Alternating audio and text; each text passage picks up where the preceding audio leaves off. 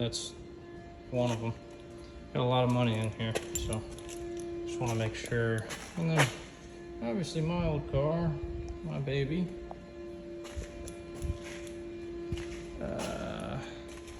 Pulled the carpet today. Pulled the whole dash. Pulled the seats that I couldn't freaking move. It took me like 3 hours. Bunch of BS over there. Yeah, all my tools and stuff are in here. I'm probably gonna leave them. Ooh, that shit looks good. So colorful. Ain't got the hub on yet, but control arm looks brand new. Got the coilovers in. Got these adjustable upper control arms in. Sway bar links attached. Kind of regretting not painting that sway bar now. I haven't even wiped it off though yet. I'm sure it looks decent.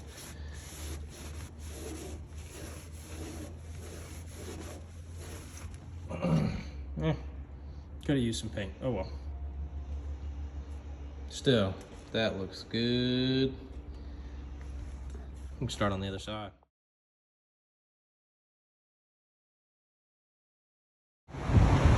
Going deeper down the rabbit hole.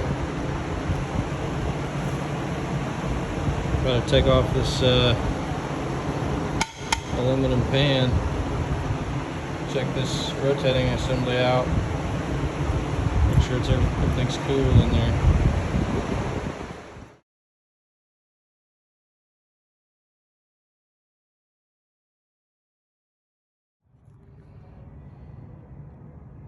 Alright, cylinder 1. And it's pretty hard to see all the details in this thing. Cylinder 3. Cylinder 4.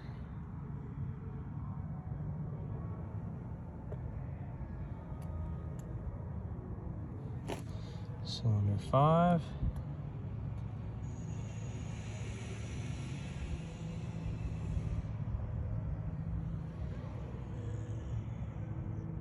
Six. That's it. All right, here are the mains.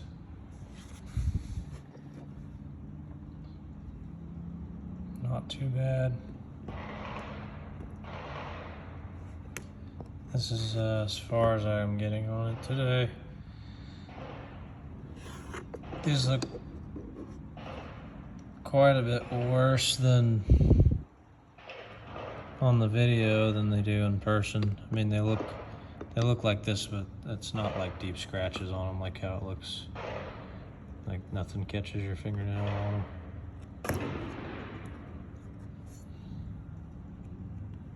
I already looked at all of them, really. It's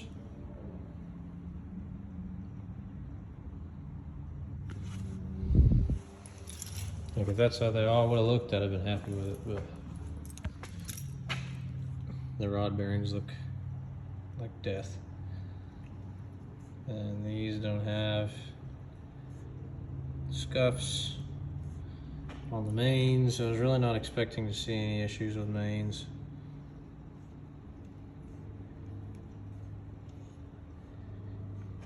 Put a little ATF on there. There's no scuffs at all. That little groove on the bottom bearing makes it look like it's scuffing, but it's just the ATF dragging along through those grooves. Maybe there's a scuff right there. Look at that. No, just had me second guessing.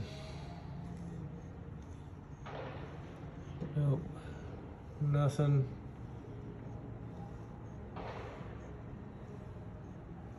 Nothing to be concerned with. Alright, I'm making this video because I know it'll keep me up at night one day. Okay, so just double checking my tools here. That's backwards. All right, so we got 2.4, and then you have that first tick. Come on, focus, you little turd. You got the first tick, and then it's 15 with a 4. Yeah, right about a 4. 3 is too little. 5 is a little over. That was on the tight side on the crank journals. This is the mains. As you can see up here, I just did all those mains. Okay, so the H and HX split yielded me like a 3 thou gap, and that's not what I want. So 2.440 with a 4. Right, so it's pretty much on the tight side. I think it was 24403 is the minimum. So we're gonna stick this in here. It's gonna be, oh, Jesus Christ. This is why you don't work with precision tools with a cell phone in your hand.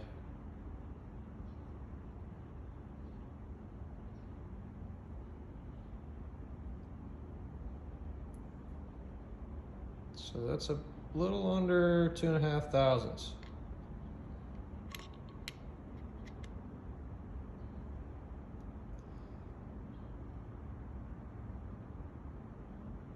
Yeah, it goes past 2.5, just a smidge.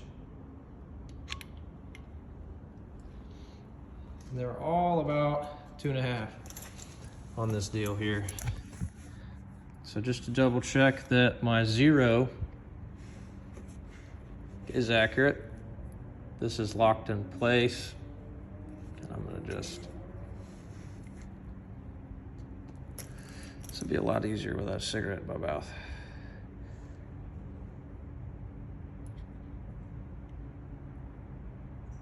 All right.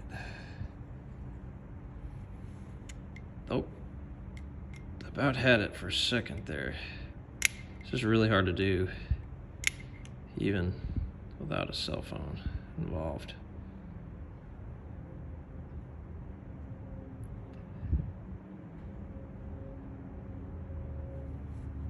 And the damn thing won't even focus. But you could tell on that, even with it being blurry, it was about 0. I'll try it again just to.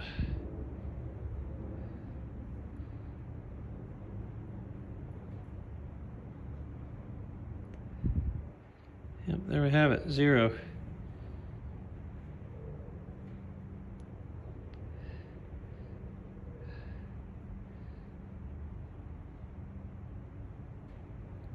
Yep.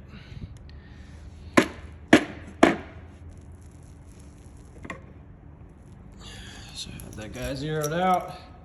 All these measured around 2.25 to 2.5 with just the standard size bearings. So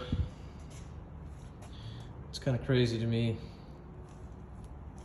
I guess I'll bring this over to my crank and show that as well. It's just the last little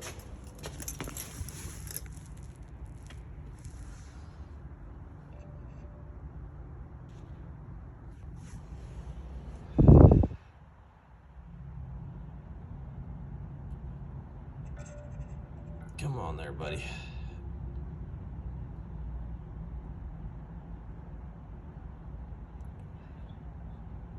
There we go. It's on there. Slip it past. Slips past. Just with some resistance behind it. I'm trying not to scratch this freaking thing. There we go. There is some oil on here. I just sprayed it all down with some WD.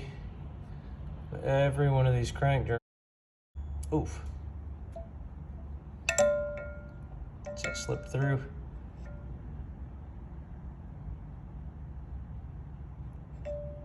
It's off. All these mains are about the same. I don't like doing this one-handed. Don't like this one bit. I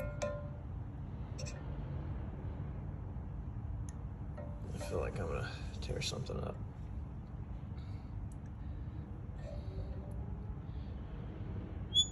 Oh. Yeah, I'm gonna just stop because these are all. I say that and then I put it on the next one. There it goes.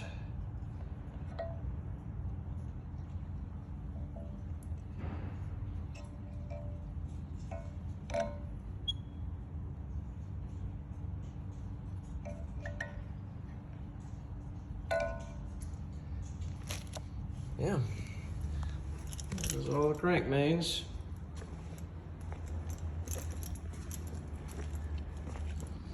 So I think I should be good with that.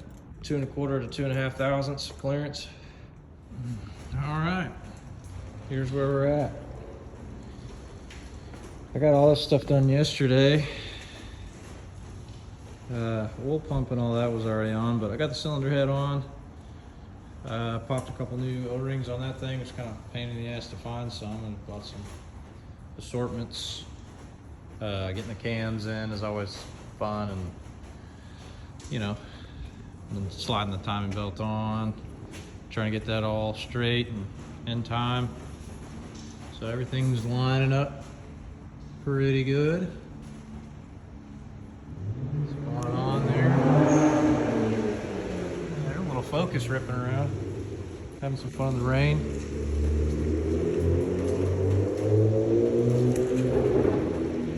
Sounds like the little Focus.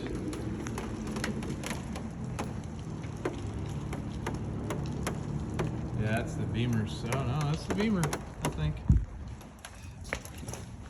Oh well. Yeah, some cool car people. I don't really know them, but said what's up to them a couple times. But there's another set of dudes over there I do know. Yeah, ports are all nice and clean. Kind of hard to see. I cleaned the hell out of this head. Pressure washed everything. The exhaust ports didn't turn out, but I mean, they're gonna get black as soon as I fire this thing up, so I don't really worry too much about that. Yeah.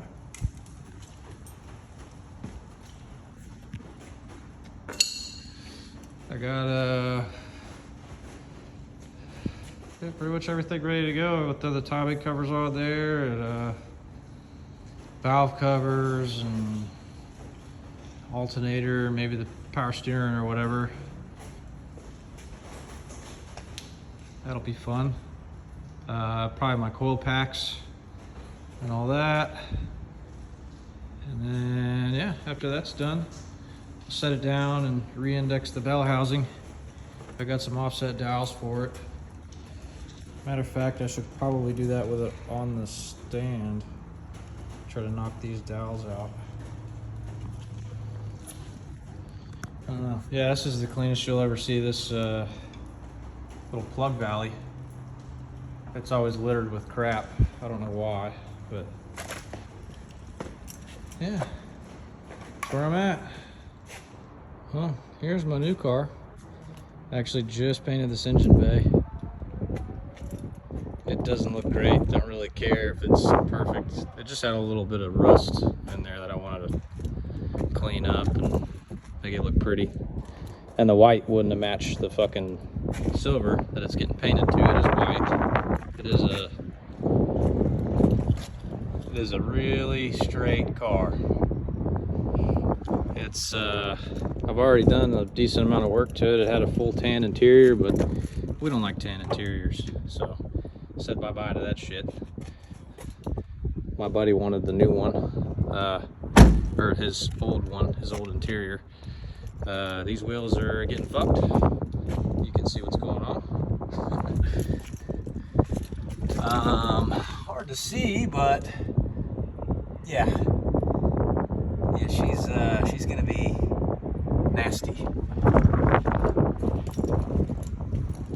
Full suspension. I'm gonna rip out this old cradle in the back and clean it up. Car's getting full solid bushings on everything where all the subframes are mounted. Everything's gonna be solid. Yeah, I got a lot of wiring and stuff I'm gonna do. I mean, that it doesn't have a fucking lick of wiring in it anywhere. I gutted the fuck out of it. This thing, I actually had some material in the oil, so I got a fresh rebuild in it. The bearings weren't too great in it, so pulled it apart and found out why. Here's the rod bearings right here. That's kind of hard to see. This is yeah,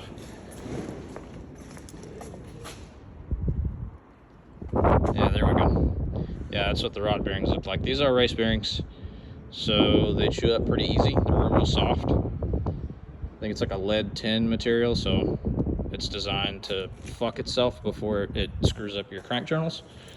So crank journal still looked good, but the reason for that was my builder fucked me, right? So I have proof of all that. They had the clearances way too tight. They just slapped in standard bearings and hoped for the best.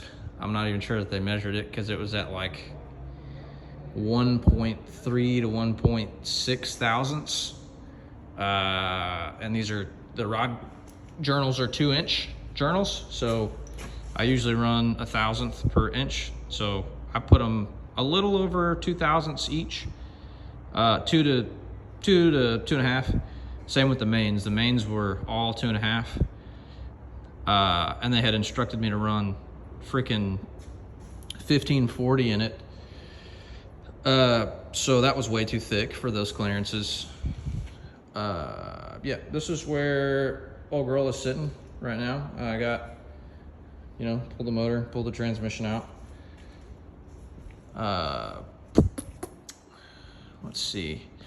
The interior, that's pretty much all I have to do. Is I'm gonna pull all the wiring off of this car because it's a 99 and that car's a 97. That's why I pulled the entire wiring harness out of it, because 97 is actually the year that they changed everything over to this kind of style, but it still was like kind of in between phases. So this car had VVTi, cool on plug. That car did not have any of that stuff. So I figured some of the body wiring and all that might be a little bit different. So I don't want to catch the thing on fire after doing all this work to it. So I'm just going to take all the wiring out of this thing. I'm taking my pretty black interior out of here, like I said a minute ago. That's probably going to start soon. This build's really going to start wrapping up pretty soon here. Because I had to re-blueprint that entire engine, so that took me a little while. Let's see. But yeah, here's the damage. It got whacked hard. I'm in a giant ass RV storage thing over in like Dickinson area. They let you work on cars out here still, which is pretty rare nowadays. So, I got that off of my buddy. That car was actually sitting in here. So I got that off of him. Here's the side that I didn't hit the wall. You can tell this shit got crinkled up so bad. Trunk is all just fucked. But yeah, this SC, my old baby silver car, had just stock suspension on it. Everything was all just refurbished. Basically, I put like, all new bushings and all that. I got all that stuff. I had it all nice. It was just nice stock. This thing, I'm not gonna cage or do any of that. Just street car life. I'm gonna just, put my stock interior back in there and just, make it really, really pretty. It is getting a full paint job. I'm painting it the same metallic silver that it was, because I love that color. It's my, it's my color. I want to feel like I have this car still. But yeah, these wheels, man, if I didn't have all this crap stacked on it, I would show you. They kind of look like that. black spokes. I mean, you see them on vets, trucks, all kind of stuff. I got 10.5-inch wide wheels so I can run some fat fucking R compounds. Kind of all over the place here, but I did a ram air intake on the car, and I put R35 coils on it. So those are good for over 1,000. You know, they're stupid good coils for what they are. Put a couple of wideband knock sensors on it. I put oil pressure sensor on it. I was just running this guy, the old school analog stuff on there. But yeah, this is the same built motor that I had. It's, you know, Manly rods, the H-Tough Plus or whatever, and then diamond pistons. But yeah, that's where I'm at with it. All I got to do is pull. I'm gonna do one more thing to this guy. I just actually pulled the dowels out of this tranny. They were quite annoying to pull, but this thing, we supposedly the mains got a line honed, and whenever I first got this transmission, it's a you know, it's a custom made bell housing from Granis Racing. So along with this being aftermarket and a custom made item, and along with my crank being the crank mains being machined, it potentially could have changed the center line of the crank where the center of the bell housing would go for the input shaft down there. So I'm re-indexing it. It was right on the edge of spec, so I just ran it last time. So I'm about to pull it off of the stand, put the bell housing on, or put the flywheel and the bell housing, all that good happy stuff on there, and try to re-index the bell housing and make sure, because I have some offset dowels for it now, to where I could zero it out real good. I don't want to end up with bearing wear on this thing with it if it you know, is constantly riding, pushing this thing to the side with the pilot. So yeah, I'm gonna grab my little magnetic mic and all that, and re-index that, and then that can go back together, and then after that it's just the wiring, and then so I'm gonna pull all the wiring out. I have to wire up these two new sensors. I got a whole fuel system for the car as well. I forgot to mention that I'm gonna wire up once I get all the wiring in, and then put the interior in, and then this thing's off to paint. You know, get a new windshield, a few little last final touches. But yeah, I've been working on this thing since May of last year.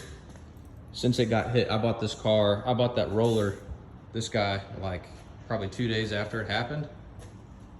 Before my old car even went off to insurance and all that, and they wanted to look at everything. They ended up giving me like, I think it was like $7,000 or $8,000 back with me keeping the car, because I sent them receipts for everything, like the new transmission, the new all that. I mean, that transmission was like $9,000 by itself. So I was like, bro, y'all got to give me something. I was like, it's a brand new motor, got 4,000 miles on it and all that. So they ended up giving me some money. But yeah, this video's getting long, man. I'll let you go. That's where we're at. This bitch is gonna be a ripper. All right, so I cleaned up this paint a good bit. It had all that dust and stuff in it. Looks pretty good now. I actually use this stuff. This stuff is way better. It's way glossier, and it just sprays, puts on way easier. It's like a darker, deeper black too, so you know, this is what I've been working on. Indexed the bell housing like almost 30 times. And finally got it to where it was about 2 or 3 thou out, and the max is 5, so that's kind of what I was going for. Then did the flywheel and the clutch and all that good happy stuff, torqued it, torqued the bell housing, and then I walked this thing on. It's always a pain, I don't know why, but it's always a pain in the ass getting the transmission to slip into the pilot bearing. I can get it to slip through the clutch discs, but then once I get it there, I can't get it in the pilot bearing. I don't know why that is, but I always have to walk those bolts in nice and slow, and nothing ever, it doesn't want to line up. It's a pain in the ass. It took me like 3 days whenever I did it underneath the car the first time. Yeah, I'm about to scoot old girl back, way back there, so I can fit this car in here and go see my buddies that I haven't seen in probably 2 years. Yeah, little update.